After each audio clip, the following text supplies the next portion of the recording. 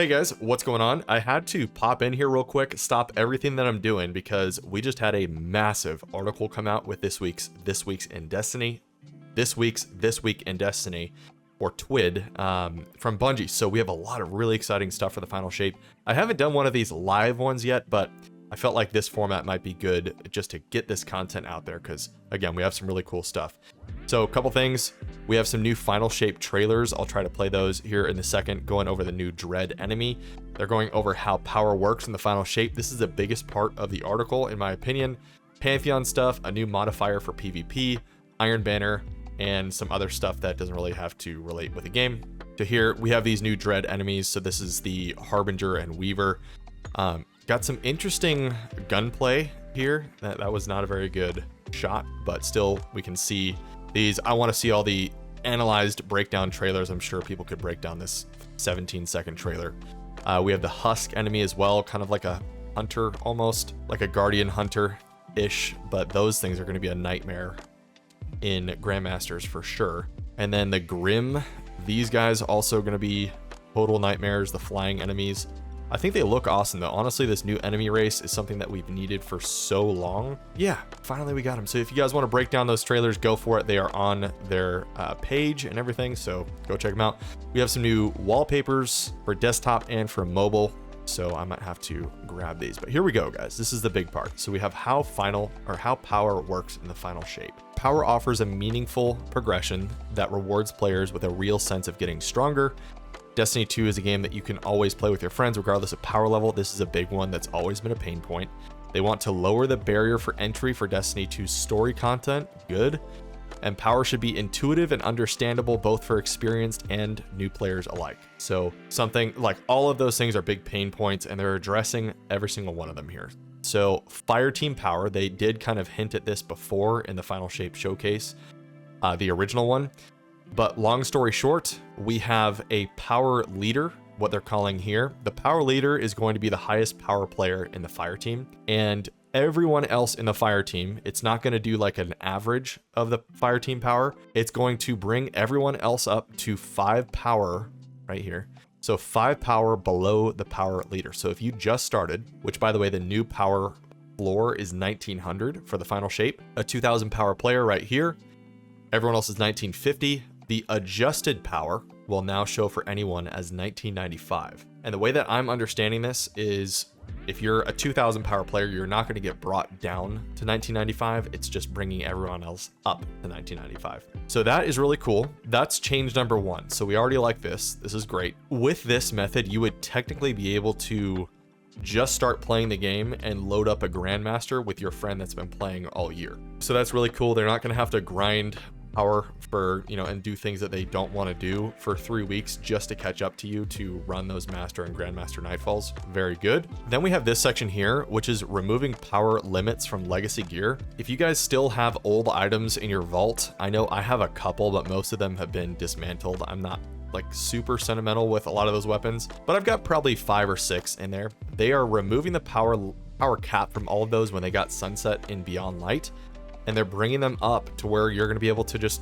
use them again. Now, a lot of those weapons, just to be honest, are not very good anymore. They've been power crept out of the game essentially, but some people just love their old weapons. So there you go. They also say here that, going forward, we intend to reintroduce sources for most of these weapons, updated to modern Destiny sandbox standards with added properties such as origin traits and build crafting perks, as we have started to do with the Brave Arsenal and Destiny 2 Into the Light, and a lot of other reprised weapons. So essentially what they're saying here is that they will be reprising a lot of the old weapons, according to them, in new activities, bringing them up to date with better perks and all that sort of thing.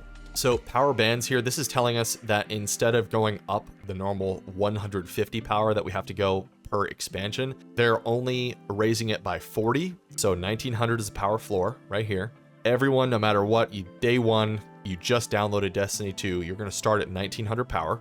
Then you're going to get to 1940, which is the soft cap. And then the powerful cap, if you don't know the difference, soft cap is kind of where it's very easy to get to that part. The other 50 levels here to the power cap, that takes a little bit of time to get to, so it will require a little bit of a grind. And then this last 10 levels here are usually the toughest. So you can typically get from the soft to powerful cap during week 1 if you do it right. And it takes usually 2 weeks or so to get from powerful to pinnacle. You can do it in 1, but again, it takes like a lot of planning and preparation and just playing perfectly. So 1 to 2 weeks there. Okay, so now we have this activity power modifier that we're going to see on here. If it's disabled, that obviously means that you don't have to worry about your power level. You can just, anyone can play it and power is not going to be affected. So power disabled activities include campaigns, both normal and legendary difficulties, seasonal and story missions, free roam destinations, crucible, and some legacy content. So probably not a lot of things will be in the power disabled, but it's nice to just have at least. So then we have power enabled activities, which obviously that means power does play a factor in here. It does matter. These will have a cap, kind of like how we have now, except they're changing the names a little bit to make them a lot better. Thankfully, we'll get to that in just a second. But power enabled activities include Vanguard playlists, Nightfall, seasonal activities, exotic mission rotators, Trials of Osiris, raids, and dungeons. And I'm sure maybe some other things as well that come out over the year. But you can see here we have Vanguard Ops, combatant difficulty. This is new, and you can see that we have 2 of these lit up right here. And then this is new as well. Hold E to view challenges. I think that might be the weekly challenge that gets you the exotic engram, but I'm not quite sure yet. So this, I like this. Activity power cap reached. It lets you know, hey, you're good enough, or you are high enough power to run this activity. You're good. If this is unchecked, you know that you're going to go in and probably have a rough time. It might not even let you join the activity now that I think about it. So what we have here are new difficulty tier names. They're still the same. It's just they made it a lot better. So you'll see why in a second. Standard difficulty, advanced, which is previously hero, expert, which is previously legend. Okay, we have legendary campaign and legend difficulty in the game right now. Both of those are different. Legendary and legend are not the same. So this really makes it simple. Expert difficulty, same. Nightfalls, lost sectors, seasonal activities, exotic missions. Then we have master, grandmaster, and contest mode. Interesting here because grandmaster, it's saying it's 2020, but the power cap is 2000. So I'm assuming maybe grandmasters will just be 1995 power capped because GMs are normally 25 under. I don't know. I guess we'll have to see. And then they have said that artifacts are returning, so that is confirmed. But they said that because these episodes are longer, they're going to offer more meaningful and rewarding progression for these upcoming changes. So what that means here, it says with the additional time offered by each episode, we've increased the number of weeks with seasonal challenges, and they will also be receiving a buff to their XP rewards. If you don't remember, I'll try and put up a graph here, but they are actually having 200 levels per battle pass instead of 100 now. So that extra XP, the extra weekly stuff is going to be a lot more helpful. And how they're distributing these 200 levels is they are launching the first 100 right away, and then they're doing 50 for the second part of the episode and another 50 for the final part of the episode, totaling 200. I know a lot of people are going to be happy about this, and it will probably have them start a new character if you've just been rolling with one. Account-wide power means exactly what you think it means. So let's say you get your Titan to the max power of 2000 and you want to start up a Warlock, but you're like, man, my Warlock's still 1900. It's going to take forever to grind him up again. Don't worry about it. All gear received on any other character is automatically going to drop at whatever your highest character is on your account. So everything will be dropping for you at 2000 on that Warlock or Hunter that you just started up if your Titan is 2000, for example. So this is awesome. And then they say here with cross power progression stuff in the game, they're not going to sell power boosts any longer, so you don't have to worry about that. Campaign skips will still be available for alt characters if you wanted to skip the campaigns. These changes aim to make switching between characters and classes easier than ever before. So try something new and put on that mark, cloak, or bond for the first time. Guys, I would highly encourage you to start a new character.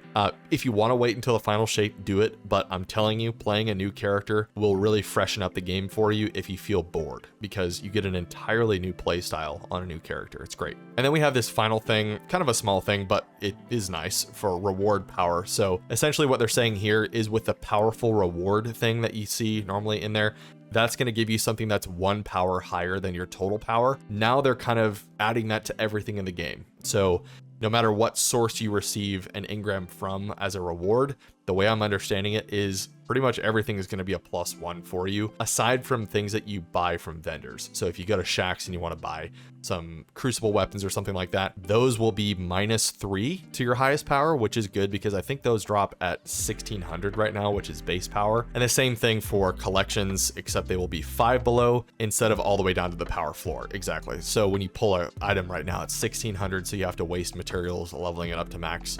Kind of a cool change, kind of small. And then we have kind of a cool thing here with a creator challenge. So this is celebrating the launch of Pantheon, which we don't know too much about yet. Still, they're really keeping a lot of this close to their chest, as they do with most raid things. But guys, Pantheon is a limited time activity. This is going away with the final shape. So we have some cool emblems to go for. I'll show you on screen here. I'll try and put them up for you so you can see what you can go for. But this raid boss gauntlet will get increasingly difficult. And we're going to start with 4 bosses to defeat on week 1, and they're going to add a boss each week, the way I understand it, to where eventually we're going to have 8 bosses to go through for just a big gauntlet. It's going to be very difficult, ending where all enemies are +20 power to you. So we got Team Clyde, my boy here, against Team Sweat. Again, every single one of these people here are just great content creators.